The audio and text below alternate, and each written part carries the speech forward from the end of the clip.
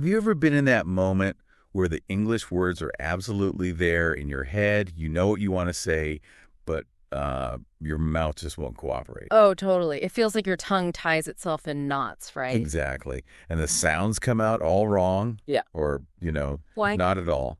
It's a super common struggle, actually. And it really hits on something, I think, surprising.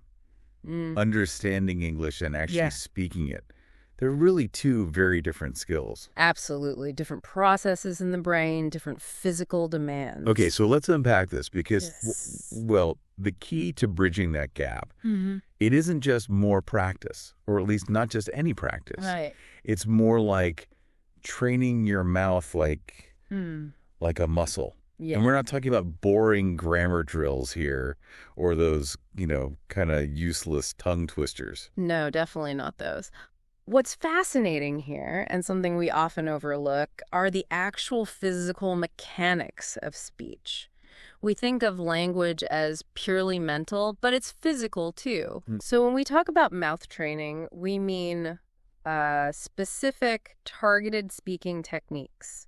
Techniques that literally reprogram the muscles in your mouth. Reprogram. Wow. Yeah, to produce English sounds clearly, confidently, and naturally. It's a precise skill, almost like learning an instrument, Your lips, your tongue, your jaw, they're the keys you need to learn to play correctly for English. Okay, so in this deep dive then, our mission is to kind of peel back the layers on this mouth memory thing. We're going to explore exactly why your native language might be, well, unintentionally blocking your English pronunciation. Right, that's subconscious interference. Yeah, and we'll look at how muscle memory builds those automatic speaking habits, the good and the bad ones. And then we'll dive into the power of techniques like shadowing, focused mouth positioning, repetition patterns, Yeah. all for getting real fluency. And the exciting part, I think, is how even just 5 minutes a day, really, just 5 minutes, can start to completely transform your spoken English. 5 minutes, that's it. Consistency is key. So by the end of this, you won't just understand what to do, you'll get the how and maybe more importantly, the why it all works. Okay.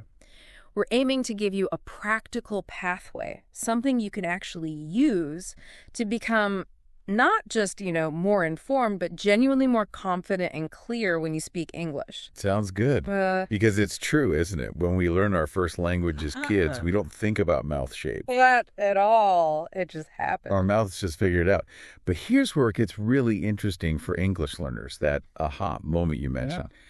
Most of us don't realize that your mouth actually has this deep, ingrained memory.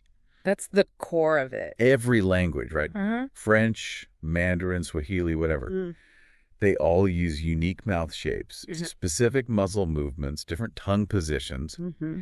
And those patterns get baked into your muscles in your brain from when you were tiny. That's precisely it. So when you try to speak English, your mouth, often without you even realizing, it just automatically defaults back to those old, familiar native language patterns.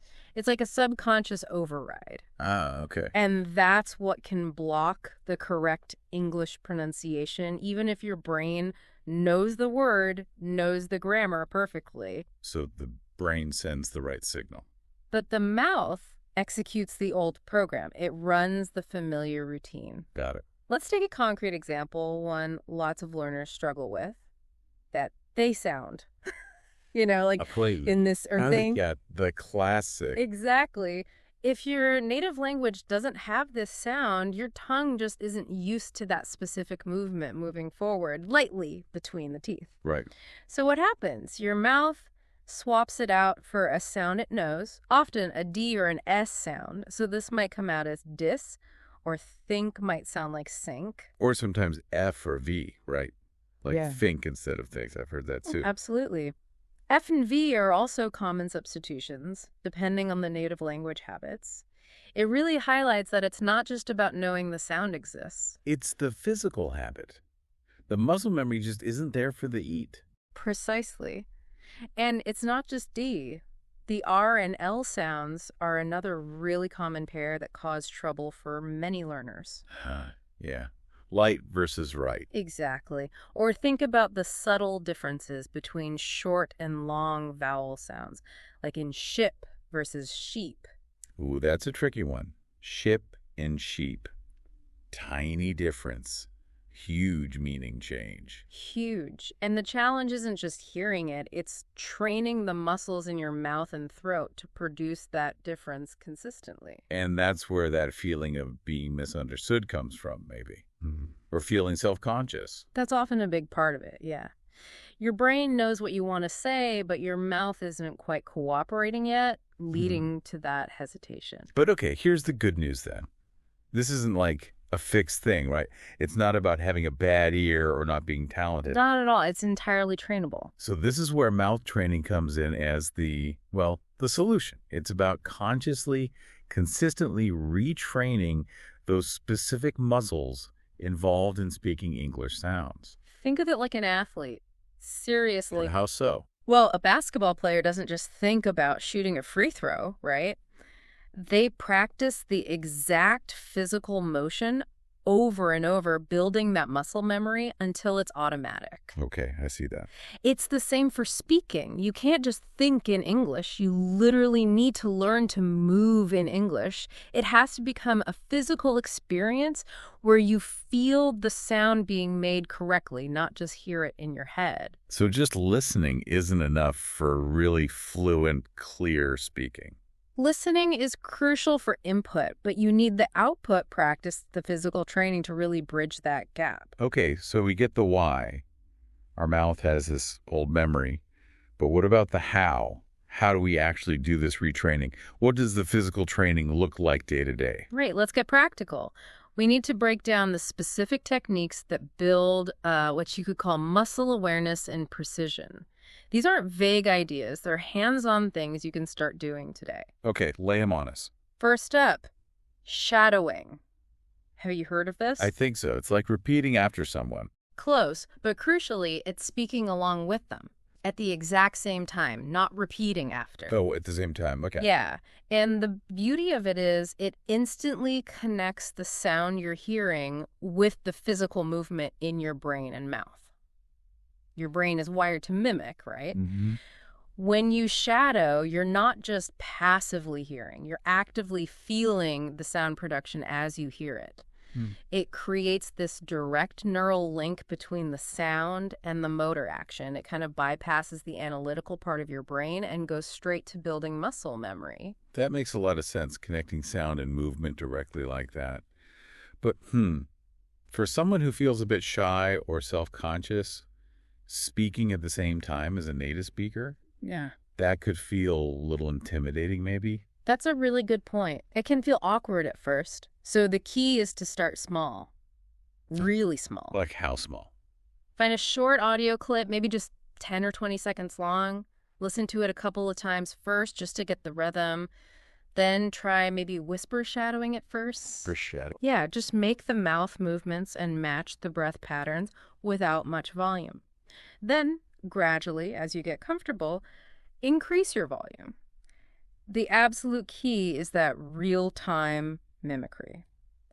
You're aiming to copy not just the words, but the whole package. The rhythm, the flow, the intonation, the music of it all. Okay, whisper first, then build up. Got it. What's next? Technique number 2 is mouth position practice.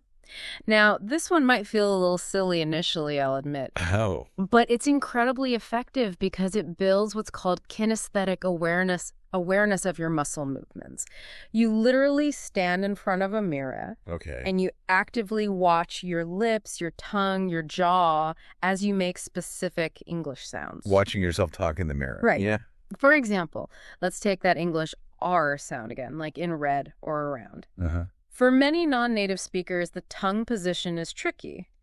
In English, the tongue curls back slightly, and importantly, it doesn't touch the roof of your mouth. So you stand there, watch yourself, and slowly practice. You're consciously teaching your mouth that new position, that new dance move. Okay, I'm picturing it now. making her sounds at my reflection. Yep, feels a little silly, It does. but I can totally see how that direct visual feedback would be, like, game-changing. It's like watching your fingers when you learn guitar chords. Exactly that analogy. It connects the visual cue with the physical feeling. Okay, next up. Sound drills with minimal pairs. Minimal pairs, Uh, like ship and sheep. Perfect example. Or bit and beat. These are word pairs where a tiny, tiny change in mouth movement creates a huge difference in meaning. Right. Practicing these specifically trains precision. Your brain learns to really differentiate those subtle mouth positions, which then helps you produce them accurately on demand. So how do you practice them effectively? Start slow, really slow. Say ship and sheep, focusing intensely on the different vowel shape your mouth makes. Feel the difference. Then repeat, maybe a little faster. Then faster still. Yeah. It builds that neural specificity for the exact movement. Slow, feel it, then speed up. Makes sense. And the final technique, and this one is, I'd say essential, non-negotiable, really. Okay. Record yourself. The dreaded recording. Yeah, nobody loves hearing their own voice at first. But honestly, it's gold. When you listen back, you will hear mistakes or awkward bits you simply didn't notice while you were speaking. That's true. You sound different in your head. Totally different. And then critically, you compare your recording to how a native speaker says the same thing. That creates this vital feedback loop for improvement. It's probably the fastest way to self-correct because it bridges the gap between what you think you sound like and what you actually sound like. That objective feedback. Yeah, I can see that being powerful, even if it's a bit uncomfortable at first. Super powerful. So those are the core tools: shadowing, mirror practice, minimal pairs, and recording. And remember that gym analogy, right? Training your mouth is like hitting the gym. You won't look like Arnold Schwarzenegger after one workout. Definitely not. But if you do it daily, even for just those 5 minutes we mentioned, you will absolutely start to feel a difference pretty quickly, maybe in a week or two. Consistency really is the accelerator here. It's not about intensity, it's about regularity. Small, consistent efforts add up incredibly fast with muscle memory. Okay, so this connects to confidence too, right? It's not just about sounding correct. Exactly. If we zoom out to the bigger picture, real confidence in speaking doesn't just come from knowing more vocabulary or grammar rules, although those help, of course. It comes from sounding more natural. And by natural, I don't mean perfect or losing your accent entirely. That's not the goal for most people. Right. What does it mean then? It means being clear, being easily understood, and having your speech feel more automatic, where the words flow without you constantly having to think about how to make the sounds, without that constant self-monitoring and correction. So it frees up your brain. Precisely. Yeah. That effortless flow is what really breeds confidence. And here's something I find kind of liberating about this whole idea. You don't have to wait until your grammar is perfect or your vocabulary is huge to start speaking more clearly. Not at all. Start training your mouth now. And your brain will actually follow, in a way. Yes. The physical act of practicing the correct sounds and rhythms reinforces the mental learning. It makes the grammar and vocab stick better because you're using it physically. Okay, so that 5-minute daily routine you mentioned earlier, can we break that down? What does it actually look like? Let's do it. It's super simple, very actionable. All right, minute 1, what do you do? You choose one short, useful sentence or phrase. Something practical you might actually say, like, "Can I help you with that?" Or, "I'd like to order a coffee." Keep it simple and relevant to you.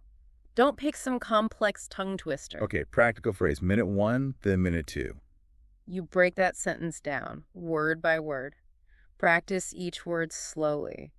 Really focus on the shape your mouth is making. Feel the movements. Exactly. Pay attention to your lips, your tongue, your jaw. Maybe even exaggerate the movement slightly at first. Feel them. Got it. Minute 3. Put the sentence back together. Say the whole thing maybe 10 times. Start slowly, really articulating each sound clearly. Then gradually speed up, aiming for a smoother, more natural flow.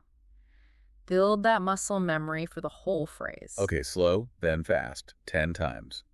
Minute 3 done. What about minute 4? Now you shadow.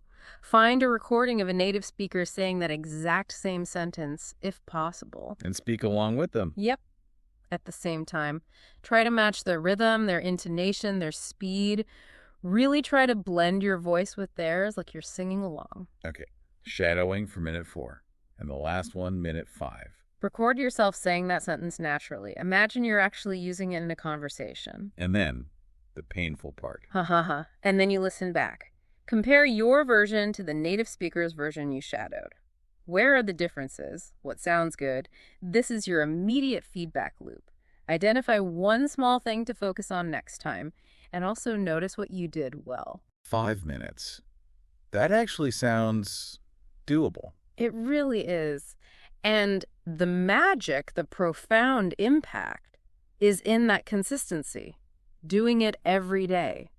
Over time, your mouth will start producing those English sounds automatically without you having to consciously think about it. Freeing up your brain again. Exactly. So Yeah. you can focus on what you want to say, the conversation itself, not the mechanics of how to say it. It's not about doing something incredibly hard. It's about doing something simple, consistently. You might not notice the change day to day, maybe. Maybe not every single day yourself, but trust me, other people will. Your colleagues, your friends.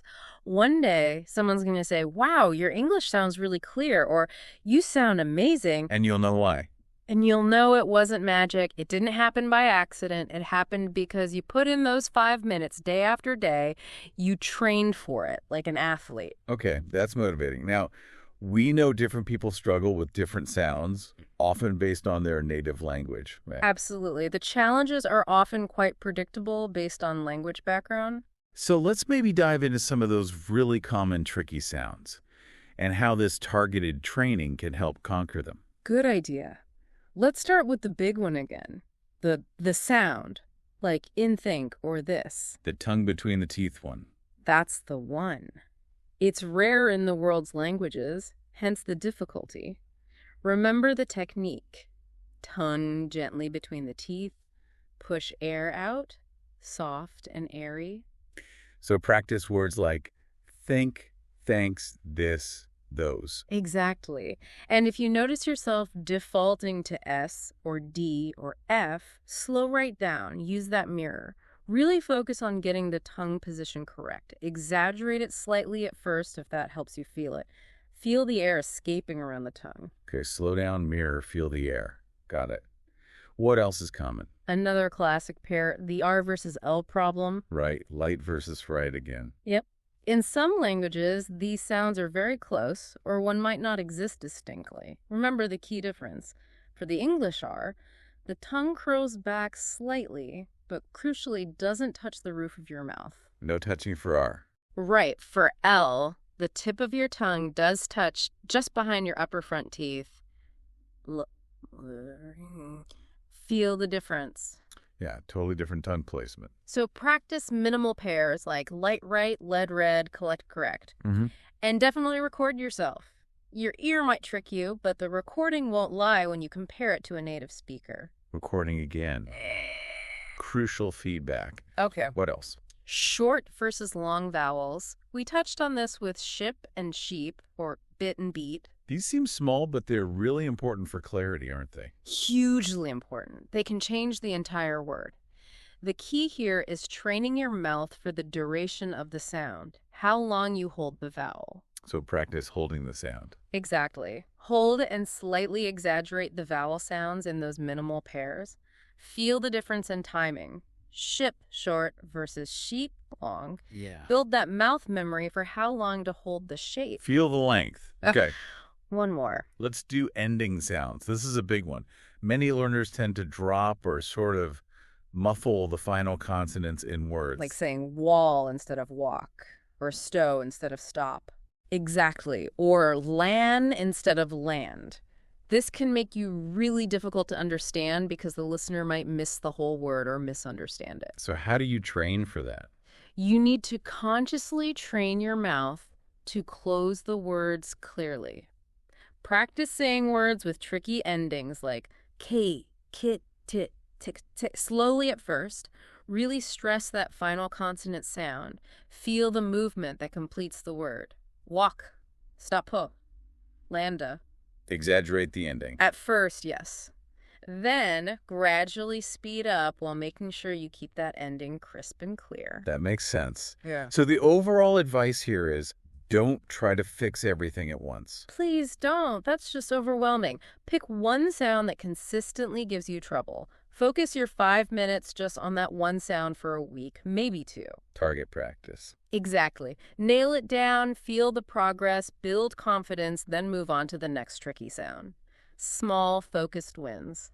Okay, so we've covered individual sounds, but sometimes, even if someone gets the sounds right, their English can still sound a bit flat or robotic. Ah, yes. This brings us to another crucial layer, often overlooked. It raises that important question. Why might you still sound unnatural even with perfect pronunciation? And the answer is? It's rhythm and intonation, the music of English. The music, okay. See, English is what linguists call a stress-timed language. This means some words in a sentence get more emphasis, more stress, while other words are reduced, spoken quickly, almost swallowed sometimes. Unlike syllable-timed languages where each syllable gets roughly equal time. Exactly. Think about a sentence like, I want to go to the store. Okay. 7 words, right? But the main beats, the stress, falls on want, go, and store. The little words like or the are unstressed. They flow quickly around that main rhythm. Da-dum, da-dum, da-da-dum. I want to go to the store. Yeah, I hear that beat. So your mouth physically needs to get used to producing these unstressed syllables, these reduced sounds like to becoming two, and creating those smooth connections between words. It's a completely different muscular rhythm you have to learn. Really, it's like learning to sing English then. The rhythm and the tune. That's a great way to put it. The more you practice the rhythm, the more natural and fluent you'll sound. It's less about isolated words and more about the flow, the beat, the melody. So how do we train that? What are the techniques for rhythm? Good question. First, try chunking. Break longer sentences down into natural phrases or thought groups. Like natural pauses. Exactly. For example, instead of word by word, think, I'd like to order a cup of coffee. Practice saying those chunks smoothly, focusing on the rhythm within each chunk. Move with the beat of the phrase, almost like tapping your foot, instead of pausing after every single word. Grouping words into musical phrases. Okay. What else? Second, actively copy native rhythm. This goes back to shadowing, but with a focus on the music. Find short sentences in movies, podcasts, whatever. Listen specifically for the stressed words, the rise and fall of the voice, the intonation pattern. The music you mentioned. Yes, then repeat it, trying to mimic that exact same rhythm and intonation. This builds intonation memory, which is just as important as pronunciation memory for sounding natural. Shadowing is fantastic for this. Copying the music. Got it. Anything else for rhythm? And third, pay attention to and practice with questions. English questions have very distinct intonation patterns that signal meaning. Like rising at the end for yes, no. Exactly. Like, are you coming? Usually rises. Versus an information question like, where have you been? Which usually falls at the end. Right. Practicing these different question patterns and recording yourself doing them really helps your mouth and your voice adapt to the flow and melody of real-life conversation. Okay. Chunking, copying rhythm, and practicing questions. That adds another important layer to the training. It really does. Sounds and rhythm together. So let's sort of wrap this deep dive up. If there's one core takeaway, it sounds like it's this. If you want to speak English more clearly, more naturally, with way more confidence, you have to stop just thinking in English. And start moving your mouth in English. Yeah. Yeah. It really hammers home that analogy. Yeah. Train your mouth like you train any other muscle. It's a physical skill. It absolutely is. And it responds to that consistent, targeted physical training.